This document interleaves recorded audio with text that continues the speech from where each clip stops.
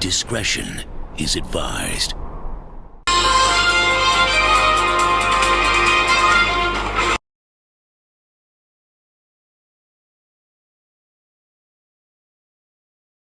Woman in custody for fatally stabbing ex-boyfriend in Portmore.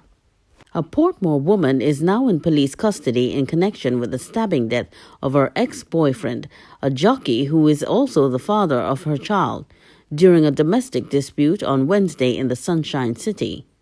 The police have identified the slain man as Marvin Watson, 36, also known as Spreadout, a jockey who resided in Waterford, Portmore, St. Catherine.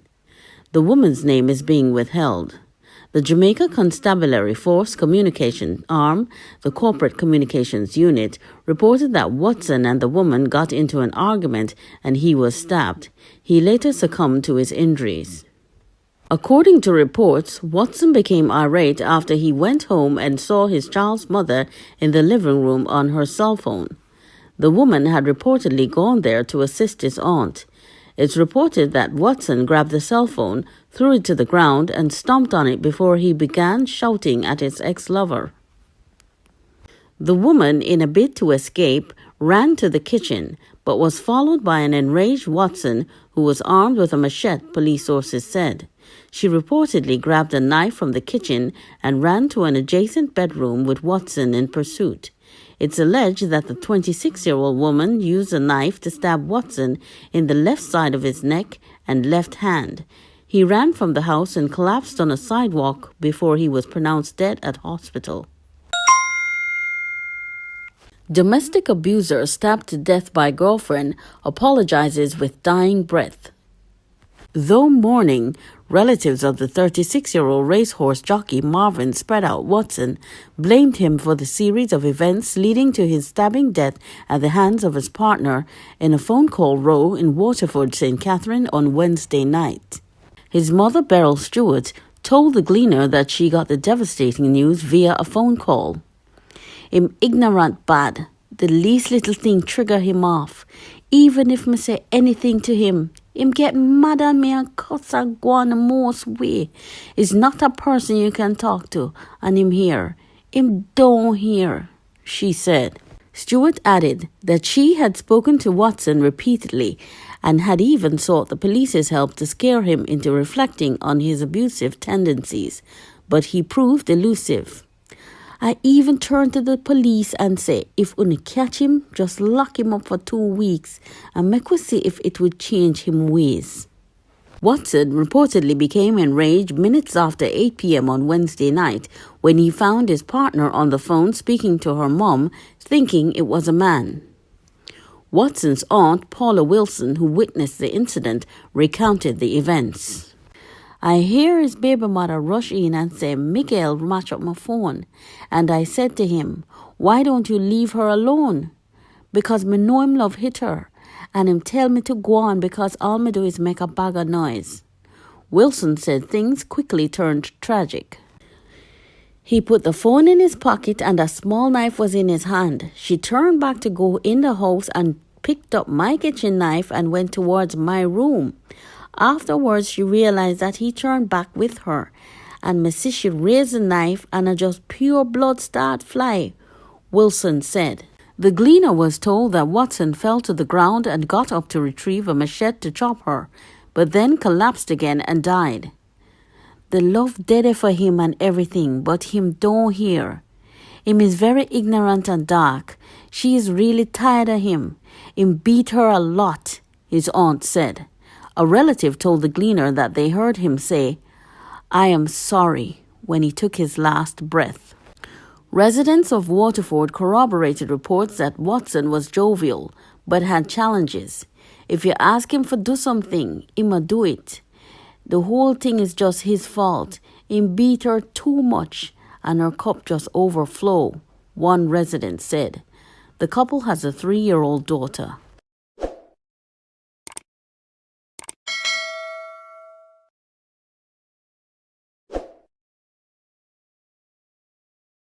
Two men killed in racecourse Clarendon. Investigators from the Clarendon Police Division are still trying to establish a motive for the double murder in the parish last night.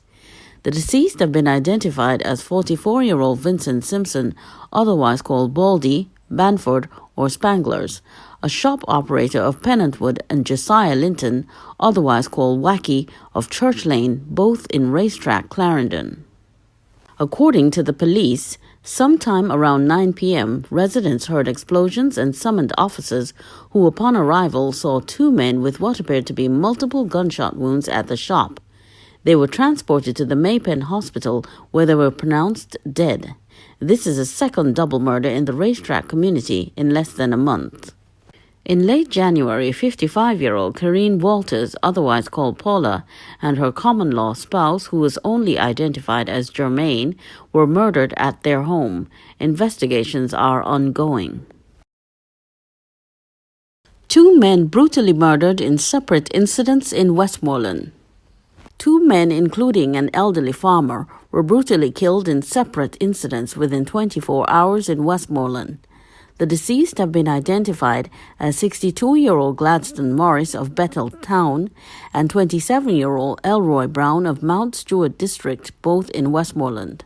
In the first incident, Morris was believed to have been strangled by his attackers after he was found with a shoelace tied around his neck, his hands and feet bound, and his mouth gagged inside his house on Tuesday morning. The Betheltown police report that about 8 a.m., an alarm was raised by residents after Morris's vehicle was found abandoned in Mayfield District in Hanover. After being summoned to the area, the police inspected the vehicle and found several household items believed to have been the property of Morris.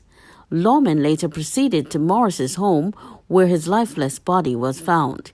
His body was removed to the morgue pending a post-mortem. Meanwhile, Brown is suspected to have been killed and his home set ablaze, with his body still inside on Wednesday morning. According to reports, about 12:45 a.m., residents of Mount Stewart heard explosions coming from Brown's house and later saw the structure ablaze. The police and the fire department were summoned and cooling down operations were conducted. The charred remains of Brown were later found among the rubble. The Westmoreland police have launched separate probes into the incidents.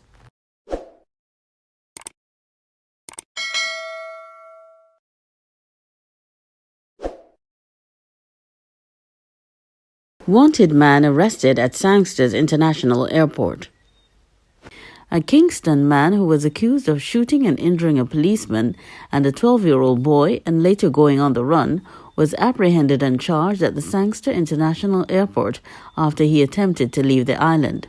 Reports from the police are that the man, identified as 31-year-old Dujon Pitter, a higgler of Drackett's Place, Kingston 14, was held on Thursday, February 18th, and charged with shooting with intent, wounding with intent, and illegal possession of firearm. Reports are that on Monday, March 16, 2020, at about 12:55 a.m., a police team was on a mobile patrol in the Kingston 14 area when they saw Pitter and two other men. Upon seeing the police, the men opened gunfire at the team. The police returned fire, however, the men escaped. A 12-year-old boy and a police constable were shot and injured during the incident. They were taken to the hospital where they were treated. Pitter was subsequently arrested and charged. His court date is being finalized. Man beaten, set ablaze and left for dead in Silent Hill, Manchester.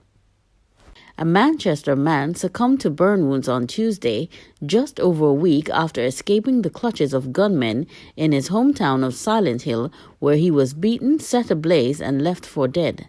Jeremy Hendricks, 45, visited a shop to purchase cigarettes on Monday, February 8, at midnight, 4 hours after the island coronavirus curfew took effect. Just as he was about to leave after he discovered that the shop was closed, he was approached by 4 gunmen who took him inside and attacked him. Hendricks's efforts to escape their blows were initially blocked, and he was doused with gasoline and set on fire. However, the shop caught fire, giving Hendricks an opportunity to roll onto the ground and seek refuge in nearby bushes. A cousin of the victim, Sonia Goulburn, told the Gleaner that Hendricks had sustained second and third degree burns to 60% of his body. Fueled by a rush of adrenaline, Hendricks ran miles through rocky terrain to a house to seek help. Shivering in the cold after losing most of his skin, he hollered for the occupant to call the police. Hendricks was rushed to the Percy Jr. Hospital and was later transferred to a medical facility. He was in a medically induced coma up to Tuesday afternoon. The family had been seeking to have Hendricks, who was in critical condition, transferred to Jackson Memorial Hospital in Miami, Florida. A GoFundMe campaign geared towards raising $50,000 yielded just over $8,000. He was not only severely burnt, but also severely beaten, so all of that trauma to his body was going to be a lot to deal with, said Goulburn. It was an inhumane, callous act that went on for hours, and I don't know why anybody would want to do this. Hendricks's body was covered in blisters and his soles punctured by thorns and stones during his dash to survive. He said while he was being beaten, he prayed, and he even asked one of the perpetrators if they believed in God, and they said no, Goulburn said. Hendricks, Goulburn said, was a ship worker for more than 20 years and was rarely in Jamaica, but had been grounded because of COVID-19 travel restrictions and the collapse of the cruise industry.